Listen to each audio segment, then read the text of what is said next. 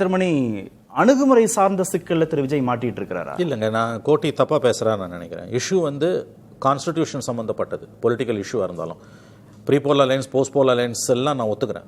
நீங்க கவர்னர் என்ன பண்ணணும்னு சொன்னீங்க. இல்ல பொலிட்டிக்கல் இஷ்யூ தான் அது. பேசிக்கலி பொலிட்டிக்கல் இஷ்யூ அணுகுமுறையோட சேர்ந்து கவர்னரோட ரோல் என்ன? இப்ப கட்சிங்க எப்படி வேணா செயல்படட்டும். Governor has to abide by the supreme court judgments. Governor திரும்ப திரும்ப நான் சொல்றேன், நான் பொம்மை ஜட்ஜ்மெண்ட்டை நம்ம அவ்வளவு சாதாரணமா ஒதுக்கி தள்ளிட்டு போயிட முடியாது. அதுக்கு பிறகு பல ஜட்ஜ்மெண்ட்ஸ் இருக்குது. சிங்கிள் லார்ஜஸ்ட் பார்ட்டியை கூப்பிடணுமா வேணாமா? இன்னொன்று பொலிட்டிக்கலாகவும் பேசுங்க. 34% மக்கள் வாக்களித்து ஒரு அரசை தேர்ந்தெடுத்திருக்காங்க. ஆட்சி செய்த அரசு வீட்டுக்கு அனுப்பப்பட்டிருக்கிறது. அவங்களுக்கு 24% ஓட்டு தான். இப்போ இந்த மேண்டேட்டையும் மனசுல வச்சு தான் இந்த பிரச்சனை. 65% வேண்டாம்னு வாக்களி அது எப்படி பேசலாம், நீங்க எப்படி வேணா பேசலாம். சிங்கிள் ஃபர்ஸ்ட் பாஸ்ட் கோல் சிஸ்டம் அப்படி வச்சு பேசுங்க நீங்க. அப்ப ஒரு மேண்டேட்டுக்கான அர்த்தம்ன்றது என்ன? நீங்க லாஜிக்கலான கேள்வி கோட்டி கேட்டார். கோட்டி சொன்னது முதல்வர் ஆகணும்ங்கிறது ஒருத்தர், அவரே எல்லாம் இறங்கி போய் அவருக்கு அது அவரோட பர்செப்ஷன். இலகுவா இல்ல கோட்டி ஒரு நிமிஷம். அதாவது அவர் நிர்மல்குமார் அனுப்புறாரா இல்ல அவரே போறாரான்றது அவர் முடிவு செய்ய வேண்டிய விஷயம். எங்களுக்கு நிர்மல்குமார் வேணாம், விஜய் தான் வரணும்னு இடதுசாரிகளோ விசிகாவோ சொல்லலையே. அப்ப நம்ம பையன் அதை பத்தி கவலைப்படணும். இஷ்யூ அது இல்ல. 34% மக்கள் வாக்களிச்சு ஒரு சீட்டை கொடுத்துருக்காங்க. எம்ஜிஆருக்கு 77ல 30% ஓட்டு தான், 130 சீட்டு வந்தது. இது சீட்டா கன்வெர்ட் ஆகல. இது ஒரு கிரைசிஸ். கவர்னர் என்ன செய்யணும்? இது அடிப்படையில பொலிட்டிக்கல் இஷ்யூ தாங்க. பாயிண்ட் இருக்கு சார். அதாவது கவர்னர் கிட்டே போவாதீங்க சார். கவர்னருக்கும் தமிழ்நாட்டுக்கும் ஆவாது சார். கவர்னர்ன்றவங்க தமிழ்நாட்டு மக்களுக்கு எதிராக போவாங்க சார். இந்த மணியன் இதை ஒத்து போவார். நான் அவர்கிட்ட தான் இதை கத்துக்கினேன்னு. ரைட்டா? நான் என்ன சொல்றேன்னா, ராஜ்பவனுக்கே போகக்கூடாது பஞ்சாயத்து. தாவேக தலைவர் பனையூர்லேயே இதை முடிச்சிருக்கணும். பட்டல் மக்கள் வச்சு கூப்பிடுங்க.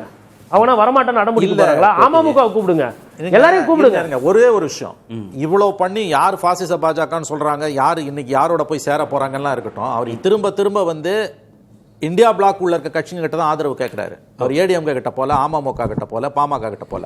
அப்ப அவரை ப்ரோ பிஜேபின்னு எப்படி சொல்லுவீங்க நீங்க? உங்க லாஜிக் படியே பார்த்தாலும் அவர் எங்க போகணுன்றதை அவர் தாங்க முடிவு செய்ய முடியும், நம்ம முடிவு செய்ய முடியாது. சரி, அப்படி அவர் முடிவு செய்யறதை வச்சு பார்க்கும்பொழுது திமுக கூட்டணிக்குள்ள இருக்கக்கூடிய இந்தியா பிளாக் உள்ள இருக்க கட்சிகளோட மட்டும்தான் அவர் பேசுறாரு.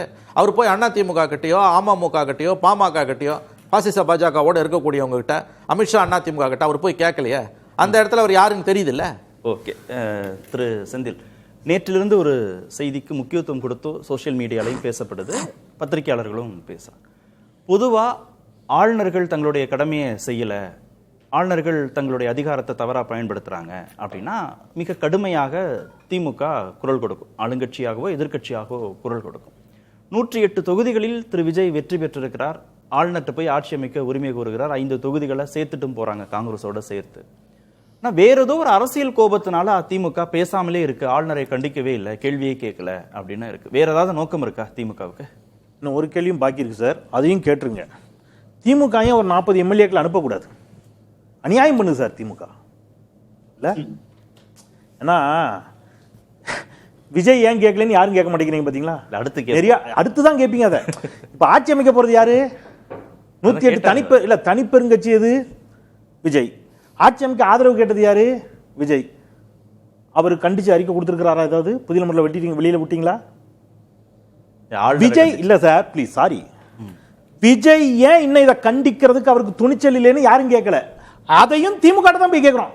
விஜய் ஆட்சி அமைக்க கூப்பிட மாட்டேங்கிறாங்க, திமுக நீங்க கொஞ்சம் கண்டிங்க, நல்லா இருக்கே. அதான் கேட்கிறேன். திமுக ஒரு 40 எம்எல்ஏ அனுப்பி விடணும் ஸ்டாலின் சொல்லுங்க.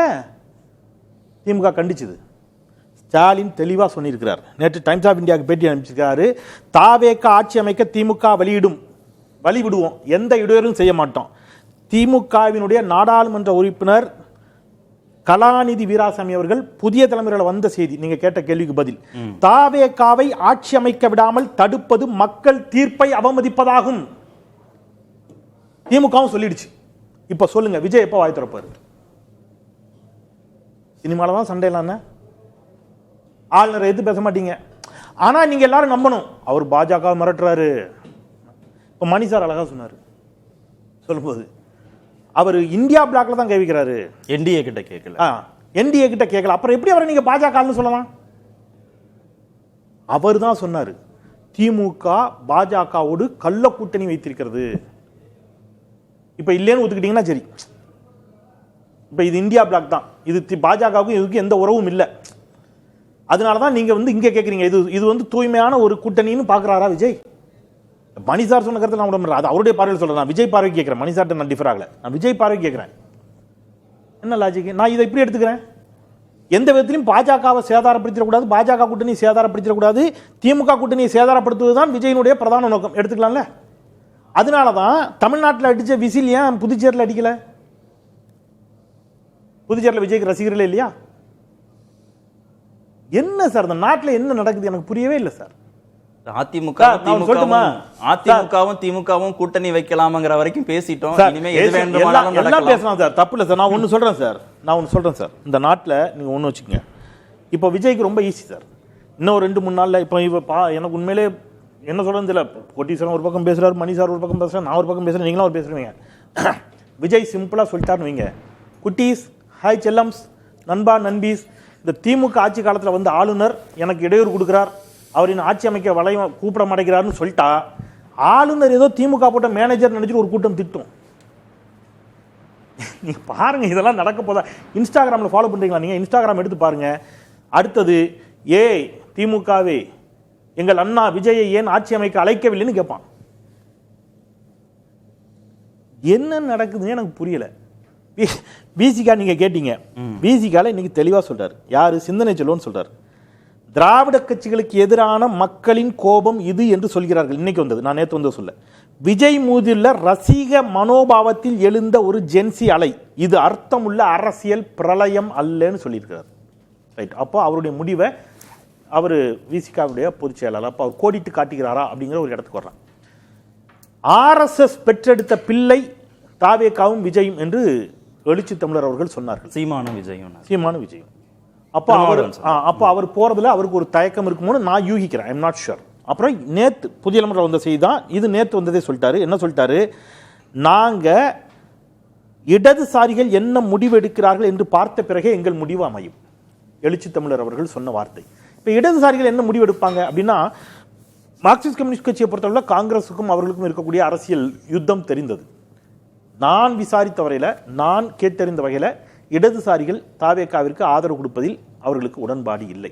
அது மணி சாரும் ரொம்ப தெளிவா ஃபர்ஸ்ட் ஒன்ல எக்ஸ்பிளைன் பண்ணிட்டார். அப்ப இடதுசாரிகள் இல்லாம எழுச்சி தமிழர் அவர்களுடைய விசிகா மட்டும் ஆதரவு கொடுப்பதால் மட்டுமே ஆட்சியை தக்க வைத்துக் கொள்ளக்கூடிய சூழலும் யாருக்கு இல்லை? தாவேகாவிற்கு இல்லை. நான் என்ன கேட்கிறேன், எதுக்கு? விஜய் வந்து ஒரு ஹீரோ சார். ஓப்பனா சொல்லுங்க, டிக்ளேர் பண்ணுங்க. நான் வந்து திமுகவிற்கு எதிராக ஒரு தூய ஆட்சியை நடத்தணும்னு நினைச்சேன். மக்கள்கிட்ட வந்தேன். நீங்க எனக்கு வந்து பெரும்பான்மையை கொடுக்கல, பக்கத்துல வந்துடுச்சு, பட் பெரும்பான்மை கிடைக்கல. பெரும்பான்மை இல்லாமல் நான் எப்படியாவது அந்த முதலமைச்சர் நாற்காலியில் போய் உட்கார்ந்தே ஆகணுங்கிறது என்னுடைய நோக்கம் அல்ல. திருப்பி தேர்தல் வந்தா நான் சந்திக்க தயார். மக்கள் எப்பொழுது பெரும்பான்மை குடிக்கிறீர்களோ அப்பொழுது நான் ஆட்சி அமைக்க சொல்லுங்க. ஒரு எதிர்க்கட்சி தலைவர் என்ன சார் பண்ண? உடனடி தேர்தல் தேவையான்னு கூட அவர் நினைக்கலாம் இல்லையா? யாரு நினைக்கலாம்? திரு விஜய் நினைக்கலாம். விஜய்க்கு அந்த உரிமை இருக்கும்போது மற்றவங்களுக்கு அந்த உரிமை இல்லையா? என்ன சொல்றேன், திமுக ஆட்சி அமைக்கும் வாய்ப்பை இழக்குது. அடுத்த சில மணி நேரங்களில் முதலமைச்சரிடம் வந்து ஒரு நீண்ட அறிக்கை வருகிறது. நான் எனக்கு வாக்களித்தவர்களுக்கும் வாக்களிக்காதவர்களுக்கும் சேர்த்தே ஒரு நல்ல ஆட்சியை செய்த, நல்ல அரசு செஞ்சேன், என் சக்திக்கு மீறி உழைத்தேன், மக்கள் அளித்த தீர்ப்பை தலைவணங்கி ஏற்றுக்கொள்கிறேன், எதிர்க்கட்சியாக எங்கள் கடமையை செய்வோம். முடிச்சுட்டு அதுக்கு அடுத்த நாள் குளத்தூர்ல போய் நன்றி சொல்ல போயிட்டார். தோத்தவர் நன்றி சொல்ல போயிட்டாரு, வெற்றி பெற்றவர்கள் இன்னும் நன்றி சொல்லல. தோத்தவர் நன்றி சொல்ல போயிட்டு வந்துட்டாரு.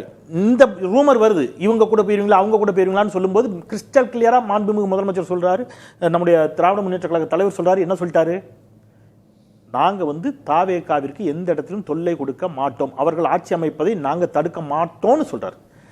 இதுக்கும் மேலையும் நீங்க அங்கதான் வாசல்ல கொண்டு போய் அவர் வீட்டு வாசல்ல தான் வண்டியை நிப்பாட்டுவோம்னு சொன்னா என்னன்னு சொல்லிக்கிறது சார்? சிக்கல் இக்கட்டான நிலைமையில மக்கள் தீர்ப்பளிச்சிட்டாங்க சார். அவருக்கும் தனி பெரும்பான்மை கிடைக்கல, இவங்களுக்கும் தனி பெரும்பான்மை கிடைக்கல. இவங்க 3 பேரோட ஆதரவோட இருந்தாலும் மணி சார் சொல்றதுதான் டெய்லி. இப்போ அவர் தான் அதை எக்ஸ்பிளைன் பண்றாரு ரொம்ப தெளிவா. அது நித்திய கண்டம் பூரண ஆயுது மாதிரி டெய்லி கத்தி தலைமையில தொங்கும். 6 பேரும் வெளியே. அவர் ரொம்ப அழகா ஒன்று சொன்னார், இந்த 6 பேரும் ஐடியாலஜிக்கலா ரொம்ப கோரா இருக்கிறவங்க.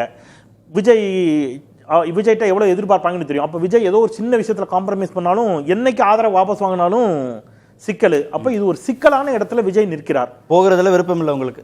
விஜய் தான் முடிவு பண்ணணும் சார். இப்ப விஜய் முடிவு பண்ணணும். வேற தேர்தல் வேண்டாம் என்று சொன்னால், இன்னொரு தேர்தலுக்கு ஒருவேளை மற்ற கட்சிகளும் விரும்பலைன்னு சொன்னா, விஜய் ஆட்சி அமைப்பதற்கு வழிவகை இல்லை என்று சொன்னால், அதன் பிறகு அடுத்த கட்டங்களை பற்றி ஒருவேளை மற்றவர்கள் யோசிக்க கூடுமே தவிர பேசும். மற்றபடி இதுல விஜயை தவிர வேற யாரையும் நம்ம விமர்சிச்சு பயணிச்சோம்.